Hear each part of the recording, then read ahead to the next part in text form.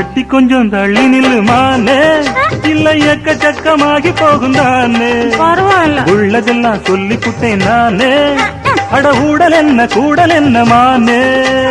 சொக்குபடி வச்சிருக்கேன் மாமா, என்ன சொக்க வச்சு எட்டி நிக்கலாமா?